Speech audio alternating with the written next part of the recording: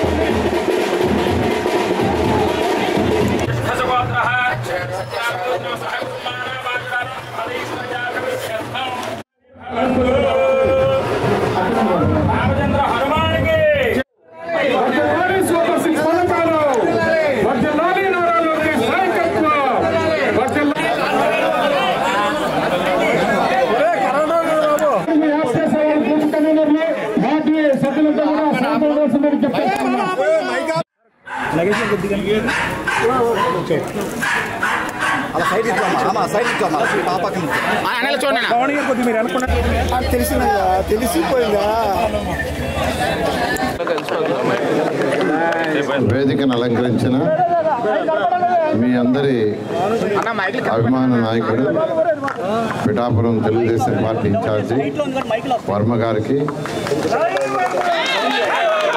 మరియు జిల్లా ఈ యొక్క కాకినాడ జిల్లా పార్లమెంటు ఇన్ఛార్జ్ నవీన్ గారికి ఉన్నారు. ఫస్ట్ ప్రశ్న పరిపాలన ఎలా ఉందంటే, అసలు మనం చెప్పకముందే వాళ్ళే చెప్తున్నారు చాలా బాగుంది సార్, ప్రశాంతంగా ఉంది. వాళ్ళు అనే మాట ఏంటంటే ప్రశాంతంగా ఉంది, రచ్చలు, రావేళ్ళు, అరెస్టులు ఇవన్నీ భయంకరంగా లేకుండా ప్రశాంతంగా ఉందని. తర్వాత వెంటనే చెప్పేది ఏంటంటే వాళ్ళే చెప్తున్నారు, తల్లికి వందనం కింద మా ఇంట్లో 2 పిల్లలకి వచ్చింది, ఎంతమంది పిల్లలు అంటే అంతమందికి వచ్చింది, అంతమంది ఒక్కరికే వచ్చేవాడని చాలా చక్కగా చెప్తున్నారు. మీ అందరికీ ఒకటే చెప్పేది, గత ప్రభుత్వం ఆర్థిక వ్యవస్థని పూర్తిగా నిర్వీర్యం చేస్తుంది. అంటే ఫైనాన్షియల్గా ఒక రాష్ట్రాన్ని ఏ విధంగా పరిపాలించాలా, రాష్ట్రానికి వచ్చే ఆదాయం ఏంటంటే మనం కట్టే ట్యాక్సులే, రాష్ట్రానికి వేరే ఆదాయాలు ఉండవు. దేశానికైనా రాష్ట్రానికైనా మనం కట్టే ట్యాక్సులే. వాటన్నిటినీ ఒక ప్లానింగ్ లేకుండా మొత్తం ఇర్రెగ్యులర్ చేసేసి ఫైనాన్షియల్ మొత్తం నాశనం చేస్తుంది. ఒక ఇంట్లో ఒక వ్యక్తికి 20,000 జీతం వస్తుందంటే ఆ భార్యాభర్తలు ఇద్దరు మాట్లాడుకుంటారు, పాలోడికి ఎంత ఇవ్వాలా, రెంట్ ఉంటే రెంట్ ఎంత ఇవ్వాలా, పిల్లల చదువులకి ఎంత, తిండికి ఎంత, లేదా బ్యాంక్ ఇన్స్టాల్మెంట్, ఒక చక్కటి ప్లానింగ్ ఉంటుంది. ఒక ప్రభుత్వం అంటే ఫైనాన్స్ డిపార్ట్మెంటు ముఖ్యమంత్రి గారి యొక్క గైడ్లైన్స్ జరగాలి. కానీ గత ప్రభుత్వం పూర్తిగా నిర్వహణ చేసి 10 లక్షల కోట్ల రూపాయలు అప్పు చేసి వెళ్ళిపోయింది. ఆ 10 లక్షలు కట్టాల్సిన బాధ్యత ఎవరంటే మనందరి మీద పడ్డది. మనం కట్టే ట్యాక్సులు బ్యాంకులో వేస్తే ఆటోమేటిక్గా వాళ్ళు డిడక్ట్ చేసుకుంటున్నారు. ప్రతి నెల, ప్రతి క్వార్టర్కి మనం కట్టే ట్యాక్సులు ఆటోమేటిక్గా రిజర్వ్ బ్యాంక్ కట్ చేస్తుంది. ఈ విధంగా ఈరోజు ఖజానా ఖాళీ, ఆర్థిక వ్యవస్థ చిన్నాభిన్నం అయిపోయింది.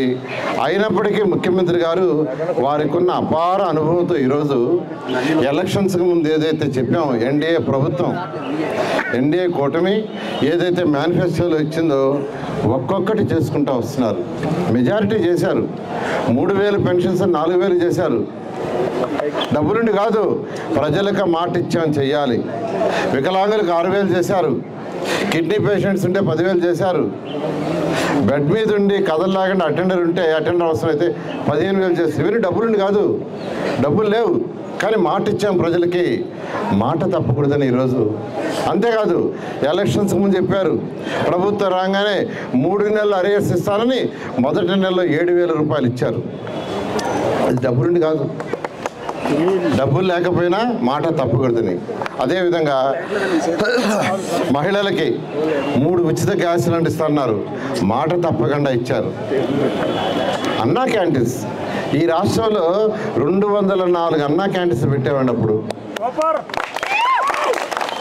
2,25,000 మంది ప్రతిరోజు చక్కగా 5 రూపాయలకి చక్కటి భోజనం చేస్తున్నారు. దాన్ని మూసేశాడు గత ముఖ్యమంత్రి. ఎందుకు మూసాడు ఎవరికి తెలీదు. మన మీద కోపంతో ప్రజల మీద కోపం చూపించాడు. ఎందుకు మూసేశాడు ఆయనకే తెలియదు. తెలుగుదేశం చేసింది కాబట్టి మంచి అయినా చెడ్డైనా ప్రజలకు మంచి జరగకూడదని దాన్ని చేశారు. అయితే ఈ ప్రభుత్వం రాగానే 204 ఓపెన్ చేసాము, చక్కగా జరుగుతున్నాయి. అవే కాకుండా మరొక 70 ముఖ్యమంత్రి గారు శాంక్షన్ చేశారు. అవి కూడా రాబోయే 2 నెలలు ఓపెన్ చేస్తున్నాం. అదే చేశాడు ఆయనకే తెలియదు. తెలుగుదేశం చేసింది కాబట్టి మంచి అయినా చెడ్డైనా ప్రజలకు మంచి జరగకూడదని దాన్ని చేశారు. అయితే ఈ ప్రభుత్వం రాగానే 204 ఓపెన్ చేసాము, చక్కగా జరుగుతున్నాయి. అవే కాకుండా మరొక 70 ముఖ్యమంత్రి గారు శాంక్షన్ చేశారు. అవి కూడా రాబోయే 2 నెలలు ఓపెన్ చేస్తున్నాం. అదేవిధంగా ఎంతమంది పిల్లలుంటే అంతమందికి తల్లికి వందనం ఇస్తా అన్నారు. గత ప్రభుత్వం ఒక ఇంట్లో 2 పిల్లలున్నా 3 ఒకరికే ఇచ్చారు. ముఖ్యమంత్రి గారు ఎలక్షన్ ముందు చాలా క్లియర్గా చెప్పారు, ఒక పిల్లవాడికి ఇచ్చి ఒక పిల్లవాడికి ఇవ్వకుంటే వాడు డిమారల్ అవుతాడు, వాడిని చదివించలేకపోతే వాడు కూలీనాలికి పోవాలా, కాబట్టి ఎంతమంది ఉంటే అంతమందికి ఇవ్వాలని ఆ రోజు చెప్పడం, మాట తప్పకుండా ఖజానా ఖాళీ అయినా డబ్బులు లేకపోయినా 10 లక్షల కోట్ల అప్పు తీరుస్తూ ఉన్నా మన రాష్ట్రంలో 10,000 కోట్ల రూపాయలు 67 లక్షల మంది పిల్లలకి వేశారు. 10,000 కోట్ల రూపాయలు. అంతేకాకుండా మహిళలకి ఉచిత బస్సు ప్రయాణం మాట చెప్పాం తప్పకూడదని వచ్చే నెల ఆగస్టు 15వ తేదీ నుంచి ప్రారంభించేదానికి ఆర్డర్స్ చేశారు. అంతేకాకుండా రైతు సోదరులకు ఏదైతే 20,000 ఇస్తా ఉన్నామో అందులో 6,000 కేంద్ర ప్రభుత్వం ఇస్తుంది, 14,000 రాష్ట్ర ప్రభుత్వం ఇస్తుంది. కేంద్ర ప్రభుత్వం ఏ రోజు ఇన్స్టాల్మెంట్ వేస్తారో ఆ రోజు ఇన్స్టాల్మెంట్ వేయాలని ఆల్రెడీ ఫైనాన్షియల్ వాళ్ళకి ఇన్స్ట్రక్షన్ ఇచ్చారు. ఇవన్నీ డబ్బులుండి కాదండి, డబ్బులు లేవు. కానీ వారికి ఉన్న అపారంతో ఈరోజు కేంద్ర ప్రభుత్వంతో డిస్కస్ చేస్తూ ఈ రాష్ట్రాన్ని ముందుకు తీసుకుపోతున్నారు. గత ప్రభుత్వం చేసిన అవకతవకల్లో మచ్చుకు 2-3 చెప్తాను. నా శాఖ, నేను 2014-19లో ఇదే శాఖకి మంత్రిని. 2019 ఫిబ్రవరి నెలలో ఏషియన్ ఇన్ఫ్రాస్ట్రక్చర్ ఇన్వెస్ట్మెంట్ బ్యాంక్ ద్వారా 5,350 కోట్లు ఈ రాష్ట్రానికి శాంక్షన్ చేయించాం. అది ఎందుకు శాంక్షన్ చేయించామంటే మున్సిపాలిటీలో ఉండే ప్రతి ఇంటికి ట్యాప్ కలెక్షన్ ఇవ్వాలని. ప్రతి ఇంటికి 70% వాళ్ళు ఇస్తారు, 30% రాష్ట్ర ప్రభుత్వం ఇవ్వాలా. ప్రభుత్వం మారింది, ఫస్ట్ ఇన్స్టాల్మెంట్ వాళ్ళు ఇచ్చారు, దానికి మ్యాచింగ్ రాష్ట్ర ప్రభుత్వం ఇవ్వాలా. ఈ ప్రభుత్వం గత ప్రభుత్వం ఇవ్వాలా. ఇవ్వకపోతే 5,300 కోట్లు పోయింది, అది క్యాన్సిల్ అయిపోయింది. మళ్ళీ ఈ ప్రభుత్వం రాగానే లాస్ట్ జూన్లో దాన్ని రివైజ్ చేయించాము, మళ్ళీ దాన్ని టేకప్ చేసాము. ఈ నెలలో టెండర్ పిలుస్తున్నాం. ఇస్తే రాష్ట్ర ప్రభుత్వం ఇవ్వక అది కూడా పోయింది. దాన్ని ప్రభుత్వం వచ్చిన తర్వాత రివైజ్ చేసాం, టెండర్లు పిలిచారు. రేపు 21వ తేదీ ఓపెనింగ్. ఈ నెల అది ఓపెన్ అయితే వచ్చే నెల నుంచి ఆ 8,500 కోట్ల జరుగుతుంది.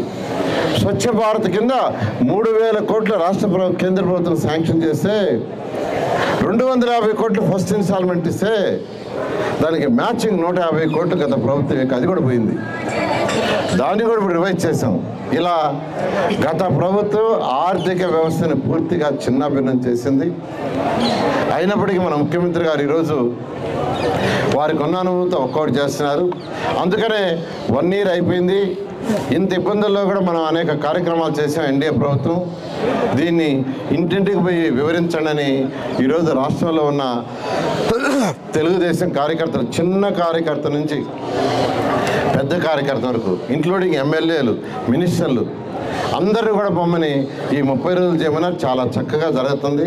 మంత్రులు కూడా సార్, నాకు కూడా నేను నెల్లూరు కాన్స్టిట్యున్సీలో గెలిచా, అక్కడ ఎమ్మెల్యే, అక్కడ 15 రోజులు తిరగమన్నారు. అది కాకుండా మరొక 10 కాన్ఫరెన్స్ చేసి మంత్రిగా నువ్వు పోయి తిరుగు అన్నారు. ఈ విధంగా ఈ రాష్ట్రంలో ఉన్న తెలుగుదేశం కార్యకర్తలందరూ డోర్ టు డోర్ తిరుగుతున్నారు. చాలా అనూహ్యమైన స్పందన ఉంది. ఏదైతే మనం ఎలక్షన్స్కి ముందు ఇచ్చామో 100కి 100 పూర్తి చేస్తాం. అంతేకాకుండా ఏదైనా సమస్యలు ఉంటే ఆ సమస్యలు ప్రభుత్వానికి తెలిపితే వెంటనే వాటిలన్నింటినీ డిస్కస్ చేస్తామని ముఖ్యమంత్రి గారు చెప్పారు. ఆ నేపథ్యంలో ఇక్కడికి వస్తే కొన్ని చిన్న చిన్న సమస్యలు, పెద్ద సమస్యలు కాదు, చిన్న చిన్న సమస్యలు చెప్పారు. కొన్ని గత ప్రభుత్వం ఇళ్ల పట్టాలు కాగితాలు ఇచ్చారు. మాకు ఇల్లు ఇవ్వని అడిగారు. మా స్థలం చూశారంటే మాకు తెలియస్తారన్నారు. కాగితం ఇచ్చారు, స్థలం ఎక్కడుందో తెలియదు. అలా అన్ని అవకతవకలు చేశారు. ఇవన్నీ 1 by 1 సర్దుతున్నాం. ఖచ్చితంగా రాబోయే రోజుల్లో ఇంకా మంచి సుపరిపాలిస్తామని తెలియజేస్తూ ఇంత మంచి అవకాశం ఇచ్చిన ఈరోజు వర్మ గారికి, ఈ యొక్క పిఠాపురం యొక్క పుర ప్రముఖులందరికీ ప్రత్యేకంగా ధన్యవాదాలు.